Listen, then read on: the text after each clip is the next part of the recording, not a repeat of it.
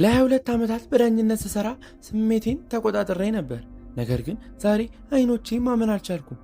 ይህ በህይወቴ ካየኋቸው ሁሉ እጅጉ ዘግናኙ ነው ሲሉ ተደምጠዋል።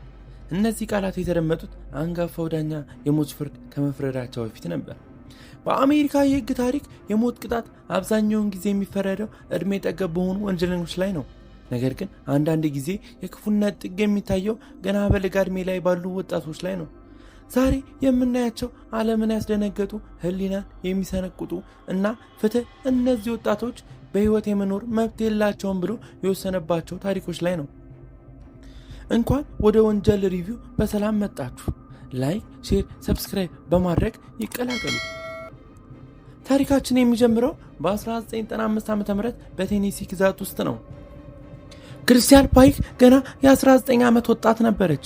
ነገር ግን በዚያ የለጋነት ገጽታዋ በስተጀርባ በቅናት የተመረዘ ጥቁር አእምሮ ደብቃ ነበር። የጥላቻዋ ማት የወረደው ደግሞ በኮሊን ስሌመር በጓደኛዋ ላይ ነበር። ክሪስታል በጭንቅላቷ ውስጥ አንድ ስህተት የሆነ ሐሳብ ፈጠረች።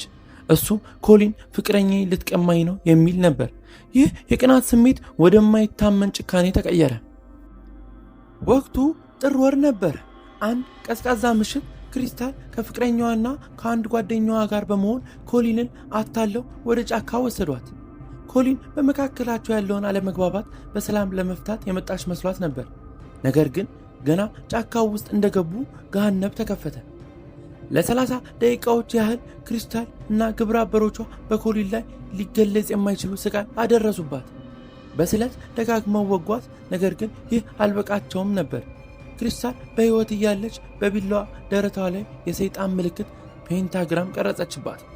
በመጨረሻም አንድ ትልቅ አስፋልት ድንጋይ በማንሳት የኮሊንን ራስ መታቻት። ኮሊን ነፍሷ ስትወጣ ክሪስታል አንድ ዘግናኝ ነገር አደረገች። ከሟቿ የራስ ቅል ላይ አንድ ቁራሽ ሰብራ በማውጣት በኪሷ ከተተችው። ይህንን አጥንት ለጓደኞቿ እንደ ድል መታሰቢያ ታሳያቸው ነበር። ክሪስታል ተይዛ በፍርድ ቤት ምንም አይነት የጸጸት ስሜት አላሳየችም ነበር። ያደረኩትን ሁሉ አውቄ ነው ያደረኩት ስትል ዳኞቹን አስደነገጠች። ሆኖ የሞት ፍርድ ሲፈረድባት ያ የጨካኝነት ግርማ ሞገስ ወዲያው ተነነ። እባካችሁ እባካችሁ እናቴ ልቀፋት እያለች ስትጮህና ስታለቅስ የታየችበት ትዕይንት ለተመልካች ግራ የሚያጋባ ነበር። ኮሊን ስሌመር ያላገኘችውን ምህረት ክሪስታል ስትማጸን ነበር። ዛሬ ድረስ ክሪስታል ፓይክ በቴኔሲ ግዛት ብቸኛዋ የሞት ፍርድ ተፈርዶባት ሞቷን የምትጠባበቅ ሴት ነች። ክሪስታል ፓይክ ካሳየችን ጭካኔ ባልተናነሰ መልኩ በካሊፎርኒያ ፍርድ ቤት የቀረበው የ23 ዓመቱ ፔድሮ ኤስፓኖዛ ታሪክ ሌላው አስደንጋጭ ትዕይንት ነበር።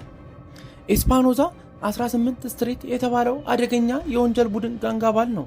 በ2008 ዓ.ም ማርች ላይ ገና ከእስር ቤት ወጥቶ በነበረበት ወቅት በመንገድ ላይ የሚሄደውን የ17 ዓመቱን ጀሚል ሾ ተመለከተ። ጀሚል በወቅቱ ቀይ ቦርሳ ይዞ ነበር። ኤስፓኖዛ ይህንን ቦርሳ ሲያይ ጀሚል የሌላው ተቀናቃኝ የጋንግ አባል መስሎት በስህተት ተተናኮሰው። ምንም ጥያቄ ሳይጠይቅና ምንም ሳይደርስበት ኤስፓኖዛ ሽጉጡን አውጥቶ በጀሚል ላይ ተኮሰ። ጀሚል ምንም የሚያውቅ ጎበዝ ተማሪና የወደፊት ተስፋ ያለው ስፖርተኛ ነበር። በፍርድ ቤቱ ወቅት ክርክር የኤስፓኖዛ ዘመዶች እንኳን ሳይቀሩ ምስክርነታቸውን ሲሰጡበት፣ እሱ ግን ምንም አይነት ጸጸት አላሳየም ነበር። የጀሚል እናት በወቅቱ ጦር ሜዳ የነበረች የወታደር መኮንን ስትሆን ልጄን ስለገደልክ ፈጽሞ ይቅር አልልህም ከጭንቅላቴም አላውጣህም ስትል የገለጸችበት ትዕይንት ልብ የሚነካ ነበር። ዳኛው የሞት ፍርዱን ሲያነቡ ኤስፓኖዛ በካሊፎርኒያ ሳን ኩዊን እስር ቤት እንዲገደል ትዕዛዝ ሰጡ። ከኤስፓኖዛ ታሪክ ቀጥሎ የምናገኘው ማርሎን ጆሴፍ የተባለውን ግለሰብ ነው። የእሱ ወንጀል ከሌሎቹ የሚለየው በትንሽ ጭቅጭቅ የተነሳ ሙሉ ቤተሰቡን ማጥፋቱ ነው። በ2017 ዓ.ም በፍሎሪዳ ውስጥ በማርሎን ጆሴፍ ልጅና በ11 ዓመቷ ካይራ ኢንግሪድ መካከል የህፃን ጸብ ተፈጠረ። ይህንን የሰማው ማርሎን በልጆች መሃል ገብቶ ጉዳዩን ለመፍታት ከመሞከር ይልቅ በንዴት ተሞልቶ ወደ ካይራ ቤት አመራ። እዚያም እንደደረሰ የካይራ እናት ከሆነችው ካላዳ ኬርቤል ጋር ክርክር ጀመረ። ንዴቱን መቆጣጠር ያቃተው ማርሎን ሽጉጡን አውጥቶ እናቲቱን ካላዳን ገደላት። ይህንን የተመለከተችው የ11 ዓመቷ ህፃን ካይራ ለህይወቷ በመፍራት ልታመልጥ ብትሞክርም ጨካኙ ማርሎን ግን አራራላትም ነበር። እያሳደደ ደጋግሞ በመተኮስ የህፃኗን ህይወት አጠፋ። በፍርድ ቤት ወቅት ዳኛው ይህ ሕፃን እናቷ ስትገደል ስታይ ገዳዩ ወደ እሷ ሲመጣ ምን ያህል ተደናብራና ደንግጣ እንደነበር መገመት ይከብዳል ሲሉ ገልጸውታል። ሌላኛው የተሰማው አሰቃቂ ግድያ በፍሎሪዳ ግዛት ውስጥ የተፈጸመው የማይክል ባርጎ ታሪክ በወጣቶች መካከል ሊኖር የሚችለውን እጅግ የከፋ ጭካኔ የሚያሳይ ነው። በ2011 ዓ.ም የ18 ዓመቱ ማይክል ባርጎ እና 4 ጓደኞቹ በመሆን አንድ አሰቃቂ ሴራ ያሴራሉ። ኢላማቸው ደግሞ የ15 ዓመቱ ሴዝ ጃክሰን ላይ ነበር። ባርጎ በሴዝ ላይ ከፍተኛ ጥላቻና ቅናት አድሮበት ስለነበር ጓደኞቹን በማሰባሰብ ሴዝን ወደ አንዱ ጓደኛቸው ቤት ለጨዋታ በሚል አታለው ይወስዱታል። ሴዝ እዚያ እንደደረሰ 5ቱም ወጣቶች በጋራ በመሆን ከፍተኛ ድብደባ ደረሱበት። ሴዝ ለህይወቱ በመፍራት ሊያመልጥ ቢሞክርም ባርጎ ግን አሳዶ በመያዝ ወደ ቤቱ ጎትቶ ይመልሰዋል። በቤት ውስጥ ባርጎ ሽጉጡን አውጥቶ በቅርብ ርቀት ላይ ደጋግሞ በመተኮስ የ15 ዓመቱን ሕፃን ህይወት አጠፋ። ነገር ግን ጭካኔያቸው በዚያ አላበቃም።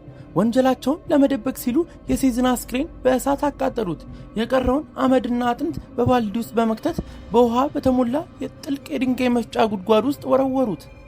በፍርድ ቤት ሂደት ወቅት ባርጎ ምንም እንዳልፈጸመ በመካድ በዚያ ሰዓት እዚያ አልነበርኩም የሚል የሐሰት ምስክርነት ለመስጠት ሞክሮ ነበር። ነገር ግን አብረውት የነበሩት ጓደኞቹ ሳይቀሩ ባርጎ ነው ዋናውን መሳሪያ ተኳሹ ብለው መሰከሩበት። ዳኛውም ይህንን ወንጀል ሲገልጹት በታሪኬ ካየኋቸው እጅግ ቀዝቃዛና አስቀያሚ ግድያዎች አንዱ ነው ብለዋል። በስተመጨረሻም ባርጎ የሞት ፍርድ ተፈረደበት። ጓደኞቹም ደግሞ የዕድሜ ልክ እስራት ተፈርዶባቸዋል። የሴዝ እናት ልጄን ያጣሁበት መንገድ እስከ ዛሬ ድረስ እንቅልፍ ይነሳኛል ስትል የገለጸችው ስሜት መላው የፍርድ ቤት ታዳሚን አስለቅሷል። በአሜሪካ የጥላቻ ወንጀል ታሪክ ውስጥ እንደ ዲላን ሩፍ ታሪክ ልብን የሚሰብርና አገርን ያናወጠ ክስተት ማግኘት አስቸጋሪ ነው። በ2015 ዓ.ም ውስጥ በደቡብ ካሮላይን ግዛት ውስጥ የ21 ዓመቱ ዲላን ሩፍ ወደ ታሪካዊቷ ኢማኑኤል አፍሪካ ሚቶኒስቲ ቤተክርስቲያን አመራር በወቅቱ በቤተክርስቲያን ውስጥ ጥቁር አሜሪካውያን ሰላማዊ በሆነ ሁኔታ የመጽሐፍ ቅዱስ ጥናት እያደረጉ ነበር። ዲላን ሩፍ ለየት የሚያደርገው ጭካኔው ብቻ ሳይሆን ሴራው ነበር። ወደ ቤተክርስቲያኑ እንደገባ ወዲያው አልተኮሰም። ይልቁንም ከመጽሐፍ ቅዱስ ተማሪዎች ጋር ተቀላቅሎ ለ1 ሰዓት ያህል አብሯቸው ጸለየ። ጥናቱ ሊያልቅ ሲል ግን በድንገት ሽጉጡን አውጥቶ ተኮሰ። በዕድሜ የገፉ አዛውንቶችና ወጣቶች ሳይለይ 9 ሰዎችን በጭካኔ ጨፈጨፈ። ፖሊስ ዲላን ሩፍን በቁጥጥር ስር ሲያውለው ምክንያቱን ምን እንደሆነ ሲጠይቁት የሰጠው መልስ አነጋጋሪና አስደንጋጭ ነበር። ጥቁሮችን ለመግደልና የዘር ጦርነትን ለመቀስቀስ ፈልጌ ነው ነበር ያለው። በመኪናው ውስጥ የዘረኝነት ጽሑፎች፣ ሌሎች ሊያጠቃቸው ያቀዳቸውን ቤተክርስቲያኖች ዝርዝር ነበር የተገኘበት። በፍርድ ቤት ውስጥ በቪዲዮ ሲቀርብ ምንም አይነት ጸጸት አይታይበትም ነበር። እንዲያውም አደረኩት ወይ አይ አልገደልኳቸውም፣ የገደልኳቸውም አይመስለኝም እያለ በፌስ መልክ ሲናገር ታይቷል። ዲላን ሩፍ በፌዴራል ፍርድ ቤት የሞት ፍርድ ተፈረደበት። ይህ ውሳኔ በወቅቱ የነበሩት ፕሬዝዳንት ባራክ ኦባማ ሳይቀሩ እንዲህ ሲሉ ተናግረዋል። በሀገሩ ላይ ትልቅ ጠባሳ ጥሎ ያለፈ ሰው ሲሉ አስተያየታቸውን ሰጥተዋል። እስካሁን በምስሉ ላይ ስትመለከቷቸው የነበሩት ሰዎች ትክክለኛ ወንጀሉን የፈጸሙት ሰዎች ናቸው። የዛሬው ጉዟችን እዚህ ላይ ያበቃል። እነዚህ ታሪኮች ስንመለከታቸው የምንረዳቸው ቅናት፣ ጥላቻ የሰውን ልጅ አእምሮ ካሳወሩት የጥፋት ጥግ የት ሊደርስ እንደሚችል ያየን ይመስለኛል። አብራችሁኝ ስለቆያችሁ እያመሰገንኩኝ ሰብስክራይብ በማድረግ በቀጣይ ቪዲዮ እስክንገናኝ መልካም ቆይታ